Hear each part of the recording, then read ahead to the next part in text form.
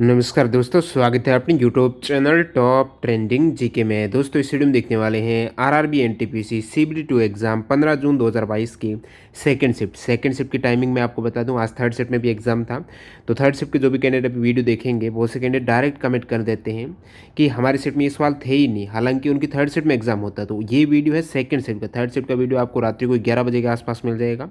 तो second shift 12:45 से 2:15 वाली शिफ्ट है। इसमें जो 50 जीके के सवाल पूछे गए थे, इनमें से 49 सवाल यहाँ पर मिल चुके हैं। एक्स्ट्रा फैक्ट सहित आंसर जानने वाले हैं। जो भी कैंडिडेट एग्जाम दिए हैं कमेंट सेक्शन में बताना कितने अटेम्प्ट किए हैं, बाकी इन 49 में से आप कितने सवाल करेक्ट कर पा रहे हो जो एग्जाम नहीं दिए एज ए प्रैक्टिस के तौर पर। और ये सभी क्वेश्चंस की पीडीएफ फाइल आपको टेलीग्राम चैनल पर मिलने वाली है। जो भी कैंडिडेट अभी तक टेलीग्राम चैनल ज्वाइन नहीं किया है, डिस्क्रिप्शन बॉक्स में दी गई लिंक से ज्वाइन कर लेना। इन सभी कैंडिडेट का बहुत बहुत धन्यवाद जिन्होंने रियल और ऑथेंटिक सवाल है वो टेलीग्राम पर सेंड किए हैं। किसी कैंडिडेट का नाम मिस हो गया है तो उनके लिए सॉरी चाहता हूँ मैं। सवाल नंबर 1 से कंटिन्यू करते हैं। आगे बढ़े उससे पहले आपके लिए एक बेहतरीन ऑफर जो टेक्स्ट बुक की ओर से। वैसे टेक्स्ट बुक का 1 ईयर का जो पास रहता है वो 360 रुपये का रहता है, जिसमें सारे एग्जाम्स के मॉक टेस्ट अवेलेबल होते हैं। अभी यहाँ पर एक डील चल रही है जिसमें लाइफ टाइम टेक्स्ट बुक पास है, यानी जो 1 ईयर का आपको पड़ेगा 180 रुपये, यानी इसका आधा पड़ने वाला है। तो अभी इस डील को ग्रैब कीजिएगा। टीटीजी के कूपन कोड यूज़ करना है। लाइफ टाइम यानी लगभग 3 वर्ष तक तो आपकी नौकरी लग ही जाएगी, तो आपके लिए एक तरीके से लाइफ टाइम है। इसमें आप रेलवे के नहीं, एसएससी, बैंकिंग, डिफेंस, जितने भी स्टेट और सेंट्रल और गवर्नमेंट एग्जाम्स हैं, एक ही पास में सारे एग्जाम्स का अनलिमिटेड मॉक टेस्ट लगाकर अपनी प्रैक्टिस जारी कीजिएगा। अभी जो आपने एग्जाम दिया है तो पता चलेगा कि 90 मिनट में 120 सवाल करने कितने कठिन है, वो प्रैक्टिस से ही संभव हो पाते हैं। तो सेम एग्जाम डैशबोर्ड और पैटर्न पर आधारित यहाँ पर मॉक टेस्ट रहते हैं। ज़्यादा जानकारी के लिए लिंक है डिस्क्रिप्शन बॉक्स में, चेकआउट कीजिएगा। पहला सवाल देख लेते हैं फिलहाल। बीआईएस के अनुसार अंडमान और निकोबार द्वीप समूह किस भूकंपीय क्षेत्र से संबंधित है? भूकंपीय क्षेत्र जो 5 जोन में वर्गीकृत हैं, तो जोन 5 के अंतर्गत आता है। आप कहेंगे सबसे गंभीर मोस्ट सिवियर सिस्मिक जोन है ये, जहाँ पर अंडमान निकोबार द्वीप समूह आता है। तो जोन 5 में और कौन से क्षेत्र आते हैं?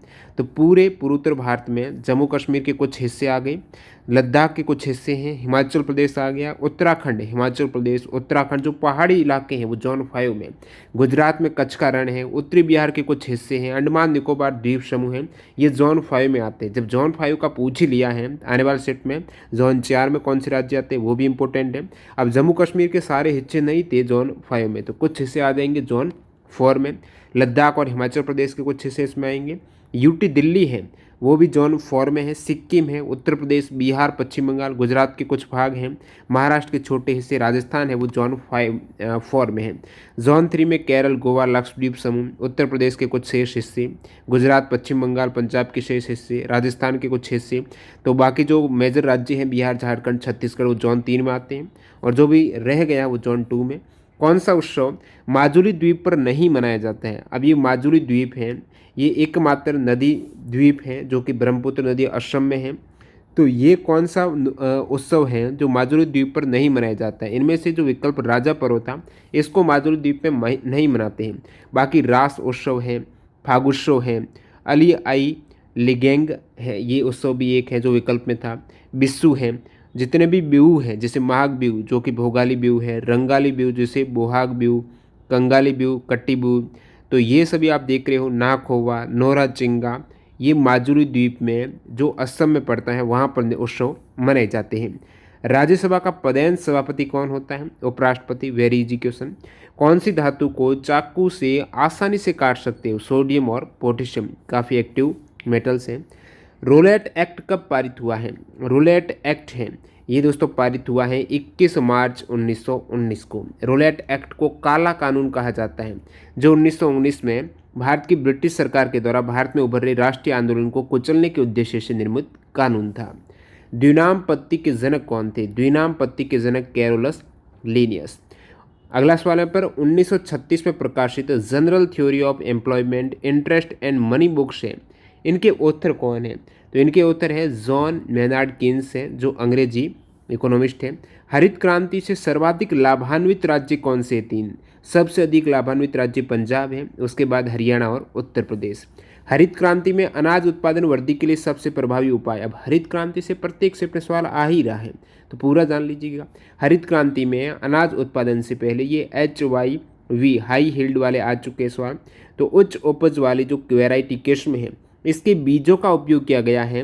जो हरित क्रांति है मुख्य रूप से इसमें उच्च उपज वाले किस्म के बीज हैं वो उपयोग किए गए हैं। साथ ही साथ अधिक प्रभावी उर्वरक है उसके उपयोग में भी वृद्धि हुई है। और कीटनाशक और जो खरपतवार नाशक है तो प्राकृतिक नुकसान से बचाने के लिए इनके उपयोग को सीमित किया गया है कीटनाशक का, और उर्वरक और खादों के उपयोग को यहाँ पर बढ़ावा दिया गया है। और साथ साथ सिंचाई सुविधाओं में सुधार और अधिक प्रभावी उर्वरक यहाँ पर उपयोग हुए हैं। और मुख्य जो फसल इसमें अनाज है वो गेहूं और चावल पर ध्यान केंद्रित किया गया था। अगला सवाल है, भारत के संविधान में न्यायिक पुनर्अवलोकन किस देश के संविधान से लिया गया है? तो जो कॉन्स्टिट्यूशन इंडिपेंडेंस ऑफ जुडिशरी है वो कहाँ से लिया गया? यूएसए से। न्यायिक पुनरावलोकन भी यूएसए से। चिनूक किस देश में बहने वाली हवा है? चिनूक हवा है यूएसए में बहने वाली। कोंकण शक्ति 2021 युद्ध अभ्यास किन के मध्य हुआ है? कोंकण शक्ति हुआ है भारत और इंग्लैंड की सशस्त्र सेना, थल सेना, वायुसेना, नौसेना, इन तीनों ही ट्राई सर्विस मिलिट्री है एक्सरसाइज। कोंकण शक्ति 2021 का समुद्री चरण अरब सागर के कोंकण तट के पास हुआ है। तुलसीदास का जन्म कहाँ पर हुआ है? तो उत्तर प्रदेश में, सोरोन उत्तर प्रदेश में। सशस्त्र मुकाबला थांगटा कहाँ की मार्शल आर्ट है? थांगटा मार्शल आर्ट है मणिपुर की। तो विभिन्न राज्यों की मार्शल आर्ट जहाँ से एग्जाम में सवाल पूछे जाते हैं, लाठी है पंजाब और पश्चिम बंगाल की, कलरीपायटू है केरल की। भारत में सबसे पुरानी मार्शल आर्ट है कलरीपायटू। थोड़ा है हिमाचल प्रदेश की। सिलंबम है मार्शल आर्ट तमिलनाडु की। कुट्टू वर्षाई सिलंबम का ही एक अनआर्म्ड घटक है जो तमिलनाडु का हो जाएगा।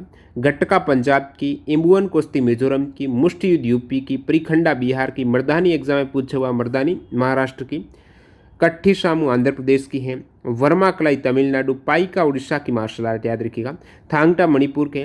अब देखिए इसमें भी जैसे ह्यूएन लैंग लॉन, ये दो रूप हैं। ह्यूएन लैंगलॉन में मणिपुर के हैं दो रूप, एक तो थांगटा है जिसमें आर्म्ड सशस्त्र मुकाबला, एक बिना आर्म्ड फाइटिंग है वो सरित सारक हो जाएगी। अगला सवाल, चकमा शरणार्थी कौन से देश से आई थी? बांग्लादेश से। जो पूर्वी पाकिस्तान पहले था, बाद में स्वतंत्र बांग्लादेश हुआ, तो ये आई थी बांग्लादेश से, अरुणाचल प्रदेश में आए थे भारत में। राष्ट्रीय काम के बदले अनाज योजना कब शुरू हुई है? अब काम के बदले अनाज योजना, एक जो राष्ट्रीय काम के बदले अनाज योजना है वो 2004 में शुरू हुई है। एक जो फूड फॉर वर्क प्रोग्राम है 1977 में शुरू हुआ था, कौन सा पूछा वो बताना।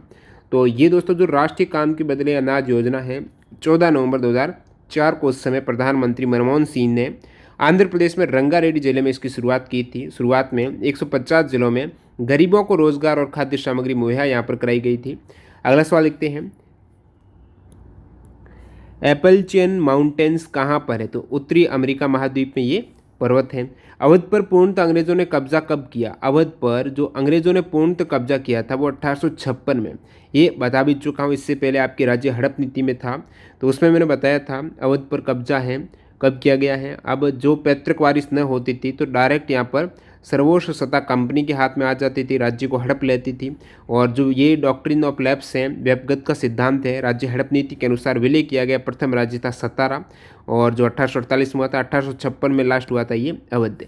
नेक्स्ट सवाल, राज्य जनता के दुर्बल वर्गों के विशिष्टता अनुसूचित जाति अनुसूचित जनजाति की शिक्षा अर्थ संबंधी हितों की विशेष सावधानी से अभिवृद्धि करेगा और सामाजिक अन्याय और सभी प्रकार के शोषण से उनकी सुरक्षा करेगा। तो ये सभी SC/ST के लिए उनकी सुरक्षा करना, सामाजिक अन्याय है, शोषण से उनकी सुरक्षा करना, ये कौन सी किसके अंतर्गत आता है? ऑप्शन में आपके अनुसूचित था, नीति निर्देशक सिद्धांत थे, मौलिक अधिकार थे।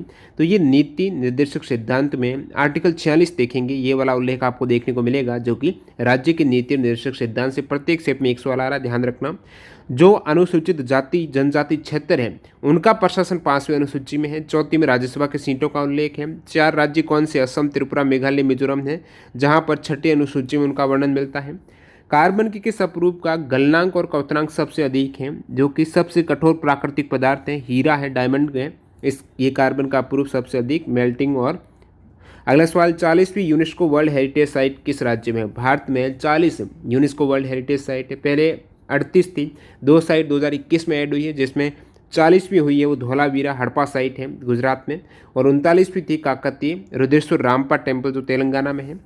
उत्तरी पूर्वी हवाओं से किस राज्य में मानसून आता है? तो सवाल एक्चुअल में ये पूछा गया था, जो नॉर्थ ईस्ट मानसून है वो सबसे नॉर्थ ईस्ट मानसून के दौरान सर्वाधिक वर्षा, उत्तरी पूर्वी मानसून के दौरान सर्वाधिक वर्षा है वो किस राज्य में होती है? तो आप कहेंगे तमिलनाडु में होती है। दो प्रमुख मानसून की बात करूं, एक उत्तरी पूर्वी मानसून है, एक दक्षिण पश्चिम मानसून है। तो भारत में गर्मियों में आता है दक्षिण पश्चिम मानसून है और सर्दियों में आता है उत्तरी पूर्वी मानसून है। अब जो पूर्वोत्तर उत्तरी पूर्वी मानसून है दक्षिण भारत तक सीमित है, जो सर्दियों में अक्टूबर दिसंबर तक आता है, जिसमें तमिलनाडु, पुदुचेरी, आंध्र प्रदेश, केरल है, इनमें बारिश होती है। शांति स्वरूप भटनागर प्राइज है 2021 किसे नहीं मिला है? अलग अलग विषय में दिया जाता है, किसे नहीं मिला है यह जानने के लिए पता होना चाहिए किसे मिला है। शांति स्वरूप भटनागर पुरस्कार जैसे जैविक विज्ञान श्रेणी डॉक्टर अमित सिंह, डॉक्टर अरुण कुमार शुक्ला, रासायनिक विज्ञान डॉक्टर कनिष्क विश्वास और डॉक्टर टी गोविंद राजू, पृथ्वी वायुमंडल महासागर और ग्रह विज्ञान वाले में डॉक्टर विनय कुमार शेकिया, इंजीनियरिंग विज्ञान में देवदीप मुखोपाध्याय, गणितीय विज्ञान में डॉक्टर अनिश घोष और डॉक्टर शाकिर सौरभ, चिकित्सकीय विज्ञान जीवन पन्यमकल और डॉक्टर रोहित श्रीवास्तव, भौतिक विज्ञान में डॉक्टर कनक शाह को मिला है। अब एक और अवार्ड से पूछ लिया, नोबेल प्राइज़ 2021 में जो फिजिक्स का नोबेल प्राइज़ जीतने वालों में एक जॉर्जियो पेरिसी भी थे। तो पूछा है कि इन्हें किस क्षेत्र में 2021 का नोबेल प्राइज़ दिया है? तो भौतिक विज्ञान में दिया है। भौतिक विज्ञान में 3 वैज्ञानिकों को ये नोबेल प्राइज़ मिला है। ट्रिक मैंने नोबेल प्राइज़ का अलग वीडियो उसमें सारी बता चुका हूँ, एक बार दोबारा बता दूँ। शुक्ला जी फिजिक्स के टीचर है, ये फिजिक्स का नोबेल प्राइज़। शुक्ला जी यानी शुक्रो मानेबुको जो जापान से है, क्लाजी क्लॉस हैसलमैन जर्मनी से, क्लाजी जियोर्जियो पेरिसी ये इटली से। इसमें भी हाफ हाफ शेयरिंग हुई, जैसे इन दोनों शुरुआत के वैज्ञानिकों को दिया गया है हाफ प्राइज और जियोर्जियो पेरिसी को अकेले को हाफ प्राइज दिया गया है। तो इनका जो योगदान किसमें रहा है? परमाणु से ग्रहों के पैमाने तक भौतिक प्रणाली में विकार और उतार चढ़ाव की परस्पर क्रिया की खोज है और पृथ्वी के जलवायु के भौतिक मॉडलिंग हेतु इनको दिया गया है। अब बात आती है रसायन विज्ञान नोबेल की, तो ये दिया गया है जो आपने मिक्स किया है ना, रसायन में केमिकल की लिस्ट है, रसायन में केमिकल की लिस्ट है, तो बेंजामिन लिस्ट और मैकमिलन को दिया गया रसायन विज्ञान का। किस हेतु दिया गया ये साथ में ध्यान होना चाहिए। चिकित्सा का काफ़ी इंपॉर्टेंट बन जाता है, डेविड जूलियस और अर्देम पट्टापाउटियन को दिया गया है। चिकित्सा में क्या होता है? जूलॉजी हरदम पढ़ाते हैं आपको, तो जूलियस है, हरदम पढ़ाते पट्टापाउटियन है। नेक्स्ट वाले यहाँ पर जो पूछा है सवाल कि भारत और श्रीलंका के मध्य कौन सा जल डमरू मध्य है? तो पाक जल डमरू मध्य है, भारत और श्रीलंका को अलग करता है। किस राज्य सरकार ने खेल नर्सरी योजना शुरू की? हरियाणा सरकार ने। नेक्स्ट यहाँ पर सदनों में अभिभाषण का और उनको संदेश भेजने का राष्ट्रपति का अधिकार आर्टिकल 86 का पूछा है। राष्ट्रीय जनजातीय नृत्य महोत्सव 2021 कहाँ मनाया गया? ये मनाया गया है छत्तीसगढ़ में पर्यटन विकास योजना के भाग के रूप में रायपुर के साइंस कॉलेज मैदान में ये वार्षिक द्वितीय राष्ट्रीय जनजातीय नृत्य महोत्सव 2021 मनाया गया, रायपुर छत्तीसगढ़। अब देखिए एक्स्ट्रा फैक्ट आ चुका है। इससे पहले आपके एक सवाल पूछा गया था, नमिता गोखले को जो साहित्य अकेडमी अवार्ड अंग्रेजी का दिया गया था, तो मैंने साथ साथ बताया था एक युवा अवार्ड भी है साहित्य अकेडमी का, युवा पुरस्कार 2021 अंग्रेजी का दिया गया, वो ए बर्निंग में मेघा मजूमदार को दिया गया था। यहाँ पर ये पूछ भी लिया है, तो ये याद रखना साहित्य अकेडमी पुरस्कार है 2021, ये अलग अलग भाषाओं में दिए जाते हैं, अंग्रेजी का नहीं हिंदी का अलग है, एक बार उस पर थोड़ा नज़र डालना आने वाले शिफ्ट के लिए इंपॉर्टेंट। कौन सा प्रधानमंत्री गति शक्ति योजना का एक स्तंभ नहीं है? प्रधानमंत्री गति शक्ति योजना 15 अगस्त 2021 को मोदी जी ने इसकी शुरुआत की। इसमें 7 प्रमुख पिलर हैं, जैसे अब गति शक्ति है, 7 इंजन एक तरीके से कहेंगे, सड़क, रेलवे, हवाई अड्डे, बंदरगाह, जल परिवहन, जल मार्ग और लॉजिस्टिक इंफ्रा, तो ये 7 इंजन। IPv4 प्रत्येक सेट में IPv4 से घुमा घुमा के सवाल पूछ रहे हैं। आज के प्रथम सेट में 15 जून को पूछा था IPv4 में कितने निब्बल होते हैं? IPv4 एड्रेस में 4 डेसिमल होते हैं, जैसे आपको दे दे जो संख्या ही रहेगी ना वो 0 से 255 के मध्य, आप ऐसे नहीं शुरुआत करेंगे 352.1.12.7 ये नहीं लिख सकते हैं। जो संख्या है वो 255 से कम होनी चाहिए, 0 हो सकती है 0 से 255 तक। तो आप इस प्रकार IPv4 एड्रेस लिख सकते हो, जैसे मैंने लिख दिया 64.100.5.0 या फिर कुछ भी, क्योंकि 0 हो सकती है 255 के मध्य। 4 डेसिमल यूज आपके 4 डेसिमल तक है। प्रत्येक में कितने बिट्स होते हैं? 8 बिट्स होंगे। 1 बाइट है तो 4 बाइट का ये IPv4 एड्रेस बनता है। आपको निब्बल का पूछा था, एक निब्बल में 2 बाइट, 1 बाइट में 2 निब्बल होते हैं तो 8 निब्बल हो जाएंगे। कुछ भी पूछ ले, बिट्स में पूछे तो आप 32 बिट्स करेंगे, तो ये थोड़ा आपको पता होना चाहिए। अगला सवाल लिखते हैं 0 से 255 होगा न कि 256, क्योंकि 0 ऐड हुआ है ना, 2 की घात आप 8 करते हो, उस केस में 256 है, तो लेकिन जीरो आप जीरो से कंटिन्यू कर रहे हैं तो वो 255 तक जाएगा। नेक्स्ट वाले यहाँ पर पीएम नरेंद्र मोदी ने किस आईआईटी में लॉन्च की ब्लॉकचेन आधारित डिजिटल डिग्री प्रदान की है। ब्लॉकचेन आधारित डिजिटल डिग्री है वो पीएम ने आईआईटी कानपुर में लॉन्च की है। संयोजन रासायनिक अभिक्रिया का पूछा है तो A+B बराबर AB बनाते हैं। World bank collection of development indicators 2020 के अनुसार किस देश की ग्रामीण आबादी रूरल जो पॉपुलेशन शून्य है, अब काफ़ी देश है उसमें भी, बरमूडा भी एक है जो सबसे कम उसमें रूरल पॉपुलेशन बिल्कुल शून्य है, जिब्राल्टर है, कुवैत है, सिंगापुर है, क्या विकल्प थे आप बताना। मुगल संबंधित कौन सी पुस्तक नहीं है, मुगलों से संबंधित पुस्तक ये विकल्प थे आलमगीरनामा, अकबरनामा, शाहनामा, शाहजहाँनामा। अब मैं बात करूं शाहनामा की, तो शाहनामा जो पुस्तक है ये फरदोशी के द्वारा लिखित है, इसमें कहीं भी मुगलों से संबंधित इतिहास का वर्णन नहीं है। बाकी आप देखेंगे मुगल जो उनकी बायोग्राफी जैसे कि हुमायूं नामा है, इनके लेखक हैं गुलबदन बेगम बाबर की पुत्री हैं। बाबर नामा उनकी खुद की आत्मजीवनी है जो जगदई तुर्की में लिखी गई थी। शाहजहाँनामा इनायत खान के द्वारा, किन के द्वारा लिखी गई है, शाहजहाँ इनायत खान। अबुल फजल ने अकबरनामा, सवाल पूछा था अकबरनामा के जो भाग 3 थे जिसमें तीसरा भाग कौन सा है वो भी था। पद पारशाह नामा के रचयिता हैं अब्दुल हमीद लाहौरी हैं। और आलमगीर नामा भी आपके इस ऑप्शन में था तो मिर्ज़ा मोहम्मद काजिम के द्वारा लिखित है। औरंगजेब का दरबारी इतिहास इसमें बताया गया है। फारसी कवि, अब आप कमेंट करना, एक स्टूडेंट ने फारसी कवि फिरदौसी से अलग सवाल पूछा है ये बताया है, और बाकी यहाँ पर भी वर्णन था शाहनामा में फिरदौसी का, तो बताना यही एक ही सवाल था ये अलग था। फारसी कवि फिरदौसी किस वन से संबंधित है, फिरदौसी है महमूद गजनवी के दरबारी कवि थे और इन्होंने शाहनामा को लिखा था। भारत के पहले स्वतंत्र दिवस पर लाल किले पर शहनाई किसने बजाई थी, बिस्मिल्ला खान ने बजाई थी 15 अगस्त 1947 को। कौन सी राग में, तो राग काफ़ी बजाया था, काफ़ी राग का नाम है। 4वीं शताब्दी ईसा पूर्व पाटलिपुत्र से पहले मगध की राजधानी क्या थी, मगध की राजधानी शुरुआत में थी राजगृह, फिर पाटलिपुत्र है वो उज्जैन के द्वारा उसको ट्रांसफर किया गया था। नेक्स्ट वाले यहाँ पर दुनिया का सबसे ऊंचा रेलवे आर्क ब्रिज किस नदी पर है, चिनाब नदी पर है, जम्मू कश्मीर में है दुनिया का सबसे ऊंचा railway arch bridge. Which is the pillar located at Lauriya Nandangarh, Lauriya Nandangarh में कौन सा शिलालेख है, तो अशोक का शिलालेख है। कहाँ पर है, चंपारण में है, बिहार के चंपारण में। एक ऐसी स्थिति जहाँ न तो सरकार का सार्वजनिक व्यय और न ही कर नीति किसी अर्थव्यवस्था में मांग को प्रभावित करती है, वो कहेंगे आप राजकोषीय तटस्थता। स्लैश एंड बर्न एग्रीकल्चर से एक्स्ट्रा फैक्ट से रिपीट हो गया, इससे पहले वेबर और दहियार का था मध्य प्रदेश बुंदेलखंड क्षेत्र से। अभी मैंने उसमें सारे बताए थे, यहाँ पर पूछा है कौन सा सम्मिलित नहीं है तो एक बार दोबारा देख लीजिएगा। वेबर दहियार है बुंदेलखंड मध्य प्रदेश है, दीपा बस्तर जिला मध्य प्रदेश है, जरा और एरका दक्षिणी राज्य, और जो बत्रा है या फिर आप वेलेर बोलेंगे दक्षिण पूर्वी राजस्थान, पोडू आंध्र प्रदेश पोडू, कुमारा है केरल, कमन विंगा धावी ओडिशा, पोमलऊ है मणिपुर से, झुमिंग है ना वो असम मेघालय मिजोरम नागालैंड, कुरोवा है झारखंड से। अगला सवाल है बृहत कथा किसकी रचना है, बृहत कथा है ये गुणाढ्य के द्वारा पेशाची भाषा में रचित महाकाव्य। भारतीय खेल प्राधिकरण ने अपनी राष्ट्रीय उत्कृष्टता केंद्र योजना के तहत कहाँ पर पैरा सेंटर की स्थापना की है, फरवरी 2022 का सीए है तो गांधीनगर स्थित यहाँ पर पैरा सेंटर की स्थापना की है राष्ट्रीय उत्कृष्टता केंद्र योजना के तहत। कर्नाटक का संगीत में किस वाद्य यंत्र का उपयोग नहीं होता, कर्नाटक संगीत से बार बार सवाल आ रहे हैं, इस प्रकार की संगीत शैलियों को थोड़ा एक बार रिवाइज कीजिएगा। कर्नाटक संगीत में कौन सा वाद्य यंत्र नहीं, तो कौन से होते हैं, तो इसमें दोस्तों मृदंगम होता है, मीणा होता है, तंबूरा होता है, वायोलिन, सरोद है, घट्टम है, सारंगी है, कंजीरा है, मोर्शिंग है, नश्वाम है, संतूर, थाविल, वीणु, चित्र, मीणा। तो यहाँ पर जो एक तानपुरा वाद्य यंत्र भी है इसका उपयोग हिंदुस्तानी और कर्नाटक संगीत शैली इस दोनों में किया जाता है। ये धुन नहीं बजाता बल्कि गायक या किसी अन्य वाद्य का समर्थन करता है तानपुरा। अब अगला सवाल यहाँ पर सवाल है हास्यमान सीमांत उत्पाद या उत्पादकता का नियम, नंबरिंग नहीं हुई है, हास्यमान सीमांत उत्पाद या उत्पादकता के नियम से सवाल था।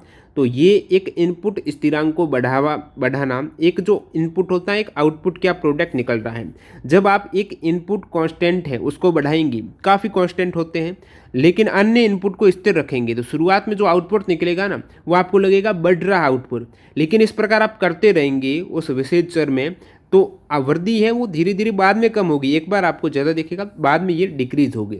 What is the symbol for warm and dry air mass है, ये यूएसए में इस प्रकार रहते हैं सिंबल CT MT MP। तो इससे ये थोड़ा किस प्रकार एग्जैक्ट हुआ था बताना।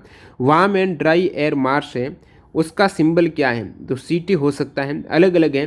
CT यानी कॉन्टिनेंटल ट्रॉपिकल, तो ये एयर मास होता है जो कि हॉट ड्राई अनस्टेबल होता है लो लेवल पर। एक MT होता है, इसमें भी वार्म मोइस्ट यूजुअली अनस्टेबल, जो कि मैरीटाइम ट्रॉपिकल है, और मैरीटाइम पोलर है जो कूल रहता है।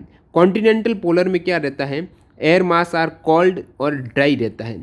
अब अगला सवाल है कौन सा टू वे कम्युनिकेशन नहीं है। टू वे कम्युनिकेशन में सिंप्लेक्स मोड हो जाएगा, जो कि दिशाहीन है। जैसे कि सिंप्लेक्स मोड में क्या होता है, सेंडर है वो डाटा भेज सकता है, लेकिन वह प्रेषक डाटा प्राप्त नहीं कर सकता, जो भेजने वाला है डाटा प्राप्त नहीं कर सकेगा। एक तो वन वे हो रहा है कम्युनिकेशन, सिंप्लेक्स मोड है। हाफ डुप्लेक्स में क्या हो रहा है, टू वे हो रहा है। अब जो सेंडर है वो डाटा है भेज सकता है, रिसीव भी कर सकता है, लेकिन दोनों एक साथ नहीं कर सकते। पहले भेजेगा फिर रिसीव, दोनों एक साथ भेज भी रहा है, रिसीव भी साथ हो रहा है, तो वो एक समय में नहीं हो रहा है। और फुल डुप्लेक्स मोड में क्या होता है, भेज भी रहा है, प्राप्त भी कर रहा है और एक साथ कर रहा है, वो फुल डुप्लेक्स है। अगला सवाल यहाँ पर एक कुछ पूछा था, 4 नस्ल दे रखी थी, नेग्रोटोस था, मंगलोइड्स था, तो एग्जैक्ट क्या था वो आप बताना। एक सवाल है कोई IIT के द्वारा PMRS विकसित किया गया, या फिर कुछ बता रहे हैं डिजिटल प्रमाण पत्र किसने जारी किया, IIT कानपुर मद्रास, इस प्रकार विकल्प थे। तो ये कुछ आपकी GK के 50 में से सवाल हैं, जो 1-2 सवाल में थोड़ा कन्फ्यूजन है, वो आप डाउट दूर करने के लिए कमेंट में बताना। और बाकी PDF फाइल के लिए टेलीग्राम चैनल ज्वाइन करना। जल्द मिलते हैं थर्ड शिफ्ट की वीडियो के साथ। वंदे मातरम।